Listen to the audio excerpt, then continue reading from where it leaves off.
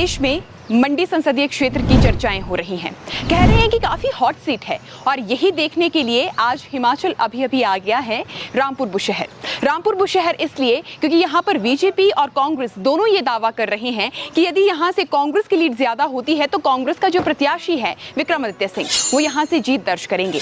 वहीं बीजेपी का ये मानना है कि अगर यहाँ पर लीड को होल्ड कर दिया जाता है तो यहाँ से कंगना रनौत डेफिनेटली जीत कर जाएगी। और ऐसे में अब हमारे लिए जानना जरूरी है कि रामपुर की जनता क्या चाहती है, बीजेपी कांग्रेस क्या चाहती है और किस तरह से इस बार के चुनावों को देख रही है रामपुर की जनता।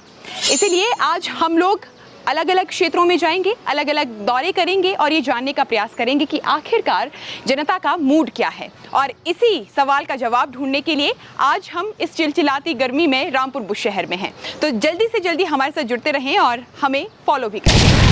कहते हैं यदि आपको कुछ सीखना है तो आप अपने बुजुर्गों के बीच बैठिए, वो आपको कुछ ऐसी बातें बताएंगे, वो आपको कुछ ऐसा सिखा जाएंगे शायद ही आपने कभी वो सुना हो, देखा हो।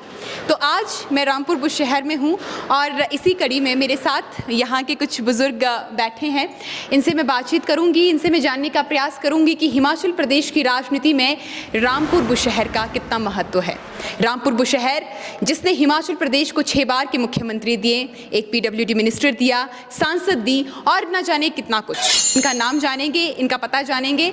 चलिए इनके पास चलते हैं। नमस्कार जी, आपका नाम? मेरा नाम KS मेहता है और मैं गांव ब्यूंथल से बिलोंग करता हूं और अभी फ़िलहाल हम बुधराश में रह रहे हैं। यहाँ भी हमारा मकान है तो उसी में ही रह रहे हैं जी। आप ब्यूंथल से हैं, रामपुर में ये क्षेत्र पड़ता है और जिस तरह से रामपुर की राजनीति पे मैंने एक नज़र डाली, मैंने कहा कि हमारी पृष्ठभूमि इतनी खूबसूरत है कि बुशहर ने हिमाचल प्रदेश को 6 बार के मुख्यमंत्री दिए, सांसद यहाँ से प्रतिभा सिंह रही, उनके बेटे PWD और आज लोकसभा चुनाव वो लड़ रहे हैं। कैसी राजनीति देखने को मिलती थी उस समय जब राजा वीरभद्र सिंह हुआ करते थे? वो तो काफ़ी मैच्योर्ड थे और राजनीति के भी बहुत अच्छे मास्टर थे। बहुत पुराने जो है राजनीति में जो है ये समझिए कि नेहरू जब थे उस टाइम से ही उनका जो है उनका एंट्री हुआ था। तो वो तो बहुत ही समझदार थे। तो काफ़ी ज़्यादा उनके इस क्षेत्र का बहुत मतलब विकास तो नहीं कह सकते हैं पर ये है कि भाई काफ़ी उनकी वजह से इस क्षेत्र का नाम था। बिल्कुल बिल्कुल। आपने कहा कि एक समझदारी वाली राजनीति थी, आपने बहुत अच्छा शब्द एक इस्तेमाल किया। मैं ये जानना चाहूँगी क्या वो राजनीति में जो वो समझदारी है आज भी कायम है? कुछ अब जो है जो अभी फ़िलहाल में जो देखने को मिल रही है राजनीति उसमें कुछ वो मैच्योरिटी वाली फील नहीं आ रही है। फील नहीं आ रही है। ऐसा भी कुछ नहीं है, कुछ ज़्यादा नहीं है पर वो फील नहीं है। एक दूसरे पर आरोप वो जब ऐसा देखने को और सुनने को मिलता है तो थोड़ा अच्छा सा नहीं लगता है कि मतलब वो बात नहीं है जो कि बात कहनी चाहिए, तो वो बात नहीं है। वैसे व्यक्तिगत टिप्पणियों पर आपका क्या मानना है? क्योंकि हम देख रहे हैं जब से मंडी हॉट सीट बना है, पूरे देश में मंडी सीट की चर्चा इसीलिए भी कि पहले कंगना रनौत बॉलीवुड से उठकर आती हैं और एक चेहरा बन जाती हैं और लोगों को लगता है कि एक विनिंग कैंडिडेट है, उन्हें इस तरीके से देखा भी जा रहा था। और फिर अचानक से कांग्रेस में एंट्री होती है विक्रमादित्य की, जो कहीं भी नाम नहीं चल रहा था, but from nowhere he is here. तो अभी आपको क्या लगता है कि उस वाक युद्ध में जिस तरह से वो वाक युद्ध चल रहा है, व्यक्तिगत टिप्पणियां कितना बुरा प्रभाव डाल रही है राजनीति में और ये कितने हद तक रोकी जानी चाहिए? हर आदमी जो भी सुन रहा है वो देखने में यही आ रहा है कि वो यही बता रहे हैं कि भाई ये एक मैच्योरिटी वाला काम नहीं कर रहे हैं। इंडिविजुअली किसी पे इस प्रकार से बातचीत करना जो है वो उचित नहीं है।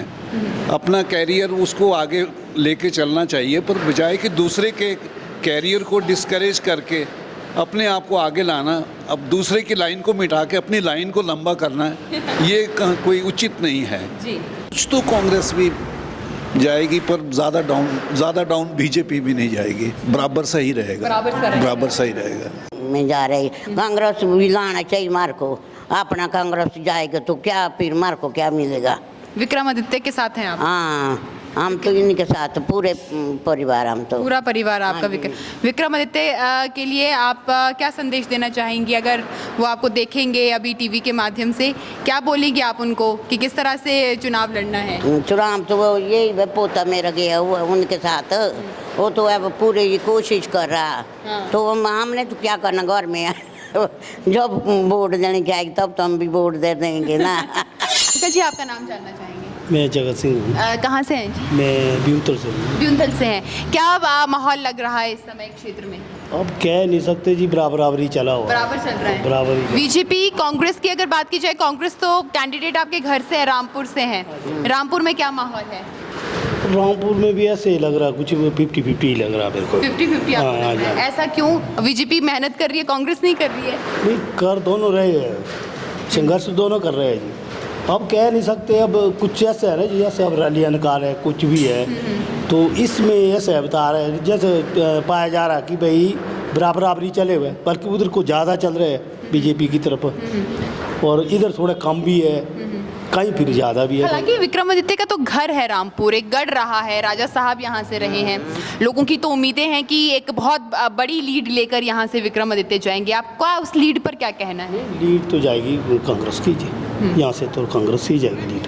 हमारे तो हमारी तरफ से जितने भी है ना शिमला से ऊपर, लीड इनकी ही जाएगी। वो जीतने की तो बात की रही, पर लीड जो है रामपुर शहर से उनकी ही जाएगी। इस साल तो मेरी हाँ जी, हाँ जी।